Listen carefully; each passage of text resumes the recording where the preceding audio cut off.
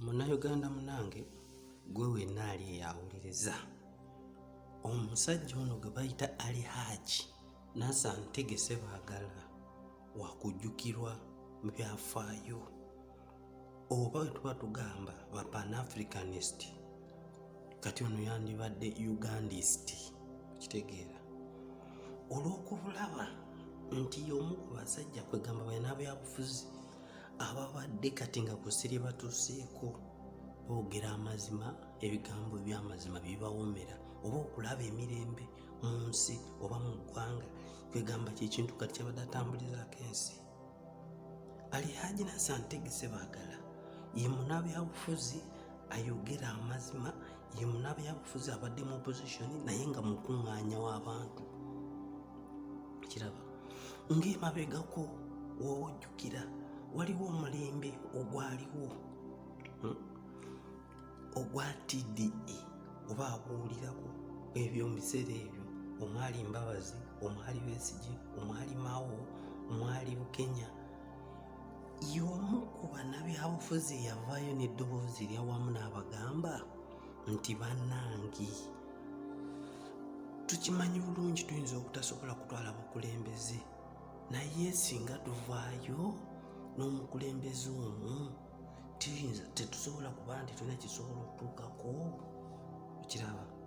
Era ojjukira mu kulonda okumu oba kwali kwa 2006 bwe yawaayo obuwagizi bwe n'agamba nti ye avuddemu mu lwokaano lw'okukwesimbawo ku bwa pulezidenti n'awa obuwagizi bwe Besigye. Era nzijjukiramu abiwulirako nti Hajji alagidde tuwe Besigye akalulu ebyo mubijjukira kiraba. Kati okumanya nga musajja munnabyabufuzi ate abadde munnabyabufuzi ng'alina politics ali majuwa asinga n'abaana abasajja abamu abaludde mu opposition kubanga era n'omuntu omu one time yayogerako n'agamba nti waliwo abantu abali mu opposition nga bakuuma bitiibwa byabwe oba bifo byabwe mu opposition nga tebafa ku byabukulembeze.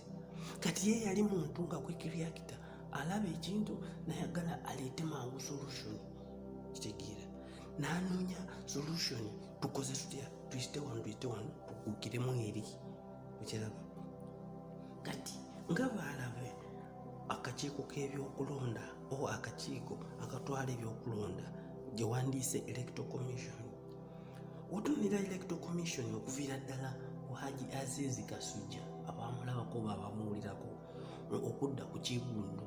Kati sawa ya leero tuli kwani ku Simon Byabakama otunulira abantu abo kwegamba bakyusa bukyusa mabala oba bakyusa byambalo naye system eyitibwamu entabo yakweyagaliza. Jjukira bulungi mu 2021 nali ngenda kwesima kuba president ebintu byagala twatandikira wano wooli olwaleero ngamba nti nedda bakiganyi leka tuwagire omuntu ne tukkiriza nti katuwagire Kizza Besigye. Olwaleero yalibadde akoze ebyofuzi eyawaggulu singa yabaddeyo n'agamba nti nedda ku mulundi guno mbadde emirundi 3 nga nvuganya sisobola kugamba nti nsobola okuyitamu leka ku mulundi guno nzijje ne bannange mpembe nga ngambe Kizza Besigye alagidde leka mwami Mbabazi akole kyatwale obuvunaanyizibwa edde bannayuganda nti oba tebasobola kubanga basobola okwekontrolinga kantu akatono ennyo akokubanga basobola okugamba banaatuula then abantu babalabamu ne bagamba nti munaasobola mutya okukwata eggwanga nga mukyasobola okubanga mwerumaaluma mu butu obufaanawo n'akola application akati abantu ne bamulonda abantu n'ayita mu process eyo akati kitegeeza aba afuuse ow'abantu. Naye olwaleero nga system ekyatambula nga bwetambula nti nkoze nnyo namala emyezi 3 miramba nkola tambula I think is to me nalaba nakola oli nemutandika okugabana kino kiringa nga ofe mu kuyigga ogenda mu kuyigga buli omu abaako kifo kyafuna kikyafuna eyazize amanyi omutemu ogwo gwafuna eyakasuza effumu nilikwasa amanyi omutemu ogwo gwakola ki tolya nsolo. The purpose was to see that when you understand English. One of my professor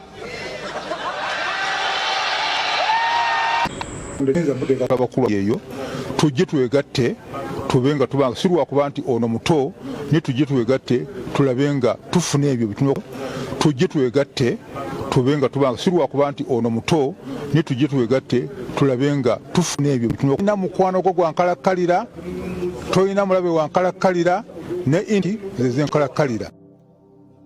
Era yayongerako n'agamba nti kati obuzibu bwa Uganda si ani electoral commission chairperson, naye obuzibu bwa Uganda ani eyalonze, ani eyataddewo omuntu ono, era biki bye bamugambye. Kubanga ffe tulaba abantu mu ma-office naye tetumanya ndagaano sometimes zebakola nga tebanalya office. Kiraba ffe tulaba abantu kola majaani ng'ebintu byakola bimunyumira na mukama we, kusanyusa mukama we kumukumira mu office, naye nga tebakola bintu byaki biyamba bannayuganda. Kati ono ye musajja wadde abamu tumujerega mbu teyasoma, simanya oluzungu, sitori bwezityo, naye obukulembeze is a talent. Bambi omusajja yazaalibwa n'ekitone ky'obukulembeze, wakitegeera. Yoyo ali Hajji Nasser Ntege Sebagala. Kati ffe nga Spike News Uganda twagezaako okunoonyereza ne tulaba amagezi gazaawo abantu, kubanga era waafiiridde abadde atandise okuyita bakulu banne ng'abagamba bannange wadde abaana bano mbalaba ng'abato mu politics, naye tulina n'olugero olugamba nti omuto akuba engoma omukulu n'okola ki n'ozina, ng'akuŋŋaanya bakulu banne baveeyo bajje bagatte amagezi bagatte obwongo abaana bano basobole okutwala obukulembeze mu maaso obugenda okuganyula Uganda ng'ensi, okuzimba omulembe ogunaddako ffenna gwe tugenda okweyagaliramu n'ensi yavedde ku levo eyeyagaza. Yoyo Hajji Nasser Ntege Sebagala. Kati guyinza okuba obadde awo ng'omujerega okola ki, naye ng'abadde ne politics ali majjuwa. Kati watukidde okufa yayingirako mu NRM, ekyo mwakimanya. Omukulembeze w'eggwanga Museveni n'amuwa ministry namba. Kati ministry ekyo bamuwa bambi teyasobola kuyita mu vetting oba mu pano ya parliament, naye nga nze ndowooza nti yali ayandisobodde okuza ku byakola, kuba waatukidde okufa mu nnaku nga ntini nnyo oba yali wiiki emu ng'ayagala kwesimbawo kwa meeya w'ekibuga Kampala ku kadi ya NUP, ng'era agamba nti okuva ku bwa meeya ku luno Kampala alimala kukyuka oba alimala kumutereeza okusinga ku bw'ayagala, okusinziira nga ku bw'aba alabye ebibuga ebirala nga kyeyali ayagala. Kiraba kati bambi Mukama teyamusobozesezza kutuukayo, kalenda ye naye wanti yabadde ekoze ekyo ekomyawo, naye bambi tujja mumusuwa bwa politics we abadde musajja, era mu bitabo alina okujjukirwa, ajja kuwandiikibwako abaliwo abaliddawo n'abalijja, kubanga era naffe abamu twamusanga already waali mu system. Kati ye musajja abadde munabyabufuzi nga taleeta nkula, kwegamba si yono owa politics okwawula mu bantu nga bye tulaba mu kibuga ennaku zino, nti omuntu omu ng'avuga n'emmotoka eriko namba plate ey'omukulembeze akuba abantu amasasi, naye wabula agamba nti omuntu omu ayinza okugenda n'awamba omuntu ne bamutwala gye baagala, ne wabula agamba be basajja abaasanga Kampala mu biseera ebizibu ennyo, bagamba ng'alinga Amini we yasangira Uganda. Amini naye bambi musajja wattu teyasoma nnyo kiri awo, naye Uganda ebintu byayo yagibirekamu, nga bulaba Uganda yalinayo UBC eyo radio nga ne TV gaza Uganda. Uganda yalina amataka, Uganda yalina ebintu byayo, amasanyalaze, amazzi, naye kati bannaffe bye tuyita mbu baasoma, Uganda bagirese matongo, buli kimu bakyewadde, buli kimu bakitunze. Kigamba awo oteekerawo enjawulo w'omuntu oba munansi oba ayagala omuntu ayagala okulaakulanya ensi ye n'omuntu alinga alina omutima ogw'obutaagala nsi ye.